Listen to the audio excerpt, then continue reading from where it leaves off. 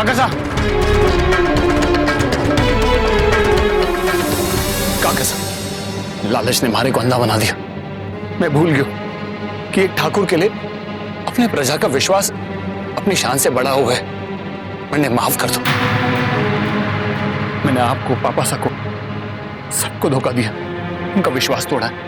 काका साहब, मैंने पछताने का एक मौका तो दो। मैं अपनी भूल सुधारूंगा काका साहब। मैंने एक मौका दो काका साहब, एक मौका। तुम्हारे पे एक एहसान कर दो, अपनी 48 घंटे की मोहलत वापस दे दो काका साहब, प्लीज काका साहब। माना कि मैंने गलत रास्ते से पर्चा बनाया, पर मैं आपको वचन देता हूं कि मैं पई लौटा दूंगा। पर इस वक्त तुम्हारे पास पैसा आना है काका साहब। 48 घंटे में इतनी बड़ी रकम कहां से ले आऊंगा काका साहब?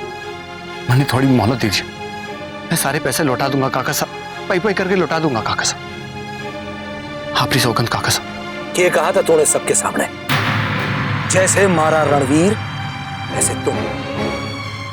48 घंटे, सिर्फ 48 घंटे।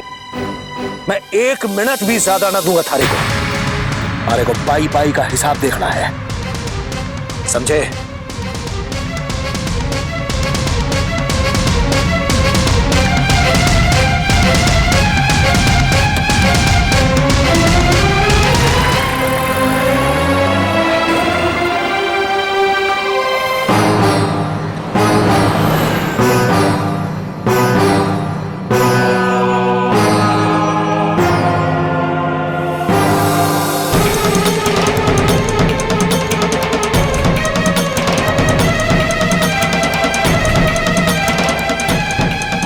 अरे छोटे ठाकर आए, पधारिए ठाकुर साहब। बंसी, ठाकुर साहब के लिए पानी लेकर आओ। पानी नहीं चाहिए हमारे को। इस प्लांट की सारी फाइल्स चेक करनी है, लैंड एक्विजिशन से लेकर मशीनरी की परचेज और इस प्रोजेक्ट पर अब तक हुए खर्चे का पूरा ब्यौरा चाहिए। ठाकुर साहब, आप राजी हो? सही, मैं कल सुबह सारी फाइल्स लेके आपके सामने चला आऊंगा। रस्तोगी, मारे को सारी नई फाइल्स और वही खाते अभी चाहिए, 15 मिनट में, समझे आप? जी हुकुम।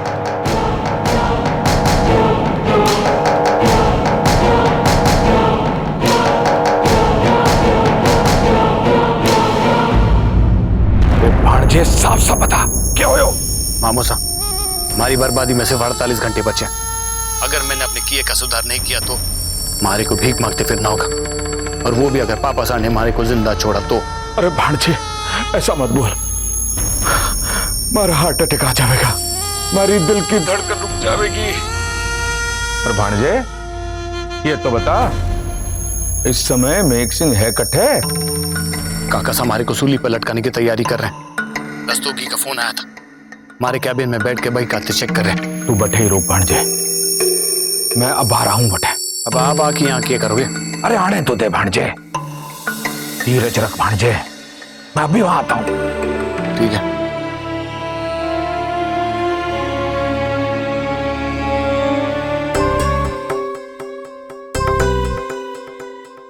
के करके रखियो है दीप ने, बैंक से लाखों रुपया कैश निकालकर क्या किया इसने? प्लांट के लिए परचेजिंग की सारी झूठी फाइलें, किसानों से जमीन एक्वायर की आधी कीमत पर, और उसका भी अभी तक भुगतान न किया गया है। आखिर रुपया गयो तो गयो कटे। एक तरफ अपने पिता के सामने जिम्मेदार बेटा साबित होने का ढोंग, और दूसरी तरफ उसकी आड़ में लाखों का घपला।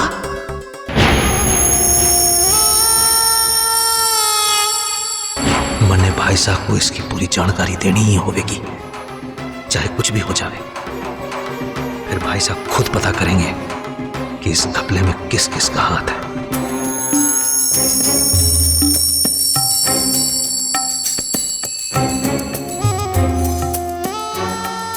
अरे बेग साहब, आज तो आपका जन्मदिन है और आप वही खातों में उलझे हुए हो। आपका जन्म बहुत शुभ दिन हुआ है, होली के दिन, और होलिका दहन की तैयारी भी हो चुकी है। आप पधारो, चलो चलो। तो इस लूट में तुम भी शामिल हो सुमेर सिंह। लूट? कैसी लूट? कौन सी लूट? किसकी लूट? मामा शकुनी बनकर तुम ही दीप से दुर्योधन का पाठ करवा रहे हो। शकुनी? दुर्योधन? मेघ साहब मेरे पे लांछन लगा रहे हो, बिना ये जाने कि मारा भांजा अब सुधर गयो है। वो परिवार की भलाई के लिए दान पुण्य भी करने लगा है। अपने रिश्ते को बहुत फायदा उठा चुके हो तुम, पर अब नहीं सुमेर सिंह, क्योंकि जवाबदारी अब हमारी है। चले जाओ, अट्ठे से चले जाओ। बस काका साहब, आपके हाथ में प्लान क्या लग गया? आपने हमारे मामा साहब पे हाथ उठा दिया। ये साबित करना चाहते हो आप कि आपको हमारे से बिजनेस की ज्यादा फिक्र है? खानदान का पैसा चुराने के बाद भी थारे में मारे से बात करने की हिम्मत बाकी है? ये पैसा आपका ना है। आपने क्या किया आज तक? ये सारी संपत्ति हमारे पापा की बनाई हुई है। अगर मैंने हमारे पापा की दौलत में से थोड़ी बहुत पैसे उड़ा दी तो आपको क्या तकलीफ है? ये सिर्फ थारे पिता की नहीं, खानदान की साझा संपत्ति है दीप। सुना मामा साहब, हमारे पापा सा के आज्ञाकारी काका सा के मन में ये चल रहा है। बहुत जलन थी इनके मन में मामा साहब। देखो कैसे मौका मिलते ही बोल दिया इन्होंने कि सिर्फ हमारे पापा की नहीं, सांझी संपत्ति है। बस भांजे, अब तू एक शब्द भी नहीं बोलेगा। ये प्लाट महाराज जीजोसा ने मेघ सा को जन्मदिन के तोहफे के रूप में दिया है। अब तू एक शब्द भी बोला तो थारा बापू सा का अपमान होगा। नहीं भांजे, अब तू एक शब्द भी बोलेगा। चल यहां से चलते, चल। तुम दोनों के इस ड्रामे का हमारे ऊपर कोई असर नहीं होने वाला। जो मैंने कहा है उसे याद रखना दीप। सिर्फ 48 घंटे हैं थारे पास। अगर इन 48 घंटों में तुम अपने किए को सुधार लो तो हो सकता है मैं थारे को एक मौका और दूं। क्योंकि छोटा भाई होने के नाते हमारे को अपने बड़े भाई भंवर सिंह पर न सिर्फ भरोसा है, बल्कि दिल से मैं उनकी इज्जत भी करूं, जो शायद एक बेटा होने के बावजूद तुम नहीं करते।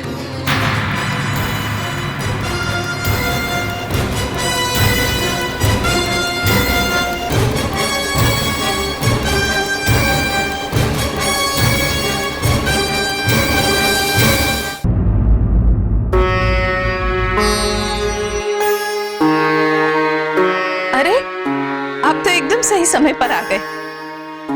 देखिए, आपके पहनने वास्ते मैंने कपड़े निकाल के रखे हैं। ठीक है। ठीक है?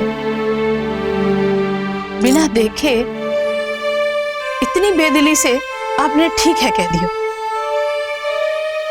आप ठीक तो है ना?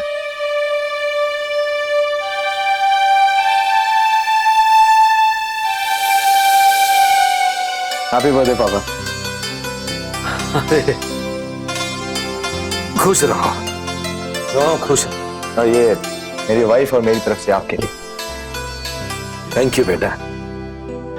पापा, ये मेरी तरफ से। अरे थैंक यू वेरी मच बेटा।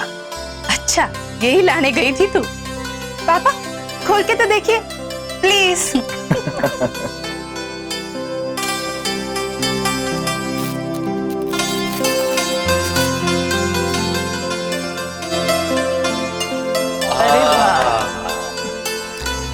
ये तो बड़ा खूबसूरत है। पापा साहब, आज रात आप इसे ही पहन के होलिका दहन में चलेंगे, ओके?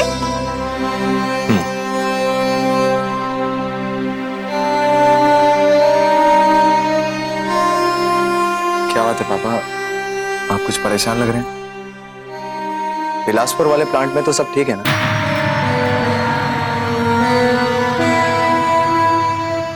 हाँ, सब ठीक है। कम ऑन पापा, ताया सा ने आपके बर्थडे पे इतना बड़ा प्रोजेक्ट आपको गिफ्ट किया है, कम से कम मुस्कुराइए तो सही। थारे पापा कैसे मुस्कुरा सके? थारे ताया जी ने अपने बेटे दीप को हटाकर थारे पापा साहब को ये जिम्मेदारी दी है। मान ले अगर तू दीप की जगह हो तो, और थारे पापा थारे को हटाकर दीप को कोई जिम्मेदारी दे तो क्या ताया सा को अच्छा लगेगा? इसीलिए थारे पापा सोच में पड़े हैं कि कहीं दीप को बुरा ना लगे, है ना जी? हाँ, ऐसा ही कुछ है। आप बेकार में चिंता कर रहे हैं। दीप भाई साहब ऐसा कुछ नहीं सोचेंगे।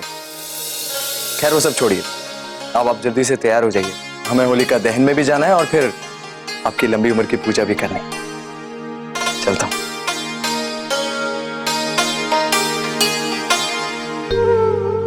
अरे ये मूर्ति कितनी सुंदर है। आप लाए हैं? मैं रख लूं? हाँ रख लो। वो रुक्मी हमारे को जन्मदिन पर जबरदस्ती देकर गई है।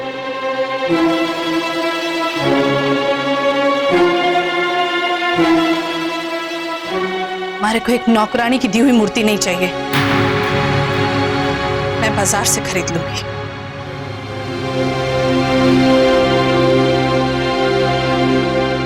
जीजी, इन्हें क्या पता, आपने अपना सबसे कीमती तोहफा इन्हें दिया है।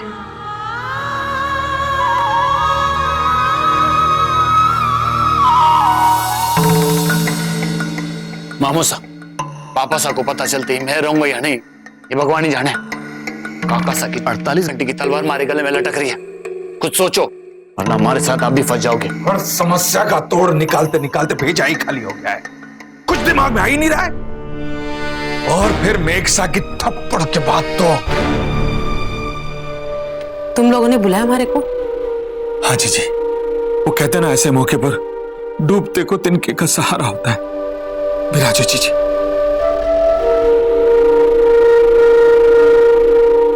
सुमेर, थारे को मालूम है कि मेघ सिंह के जन्मदिन की सारी तैयारी मारे को करनी है और तुम लोग यहाँ बैठकर पहेलियां बुझा रहे हो। मासा, आप काका सा की जन्मदिन की तैयारी करें और अठे हमारा मरण दिन आ गया है। शुभ शुभ बोल, मरे थारे दुश्मन, आखिर बात की मासा, आपने और मामा सा ने जो मारे को कहा था, जो रास्ता मारे को दिखाया था मैंने किया, और उसके पहले जो हो चुका उसका क्या करूं? ऐसा क्या हो गया?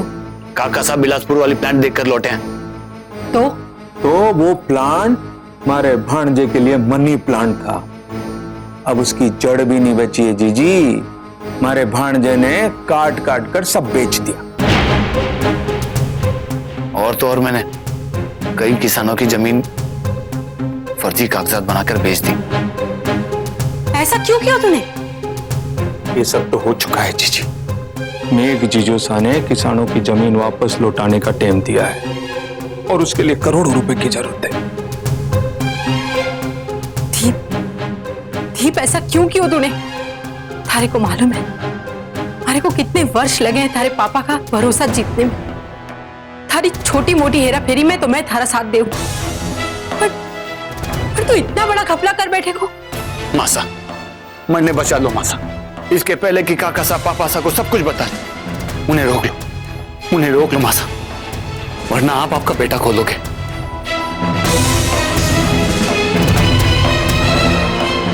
हर माँ अपनी औलाद के हाथों मजबूर होवे।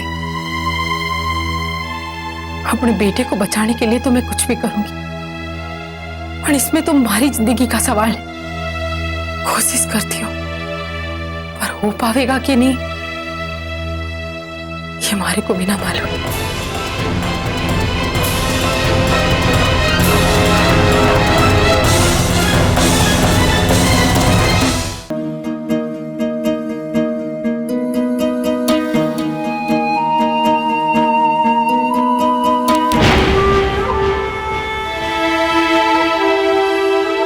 भाभी साहब, आप अठे? वो कमल तो नीचे ही है। जानो,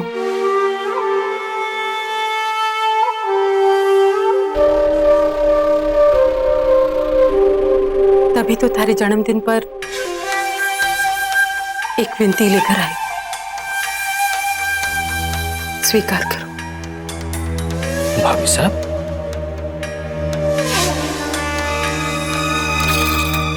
क्या है ये?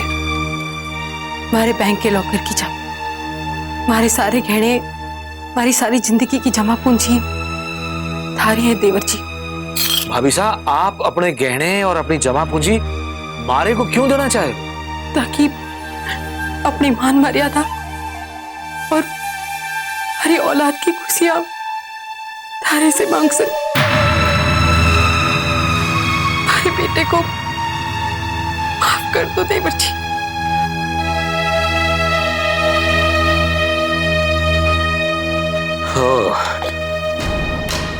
भाभी साहब, आप ये चाबी नहीं, हमारी जुबान को बंद रखने के लिए ताला लेकर आइए। ना ना देवर जी, मैं तो अपने बेटे की खुशी और अपने पति की खुशी भीख में मांगने आई हूँ। धोखेबाजी को खुशियों का जामा पहनाकर खुद को धोखा मत दीजिए भाभी साहब। मैं खुद चाहूं हूं कि दीप अपनी गलतियों को सुधार ले, जिसके लिए मैंने उसे कुछ वक्त भी दिया है। वक्त ही नहीं देवर साहब, कभी कभी बड़ों को छोटों की गलतियां माफी नहीं भुलानी भी पड़े। मरने भावनाओं के बंधन में मत बांधो भाभी साहब, क्योंकि कुछ गलतियों को छिपाना पूरे परिवार के साथ धोखा है। मतलब आप पर हमारी विनती और ममता का कोई असर ना है? अगर कल को तहस में आकर दीप ने कोई ऐसा कदम उठा लिया जिससे उसकी जिंदगी पर पड़ा है, तो पद्मा का क्या होगा? कभी सोचा है आपने? हाँ देवर साहब, ये आपके परिवार की तरह ब्याह को मामलो ना है कि घर में दूसरी बिंदड़ी लाकर समस्या का समाधान हो जावे। भाभी साहब, मैं तो अब तक ये समझ रहा था कि आपके भाई साहब सुमेर सिंह ने दीप को बिगाड़ा है, पर अब लग रहा है कि आप भी सारी बातों को छिपाकर दीप को बढ़ावा देती आई हैं। देवर साहब, आप भी क्या कह रहे हो? भाभी साहब, आज मन ने ये एहसास हो रहा है कि हमारा आज का ये जन्मदिन सबसे बुरा दिन है। मैं अपने पहले वचन पर अड़िग हूं। 48 घंटे हैं दीप के पास, उसके बाद मैं अपने पिता समान भाई साहब को धोखे में न रखने वाला। सारी बातें बता दूंगा और फिर फैसला भाई साहब ही करेंगे। किस बात को फैसलो मेघ?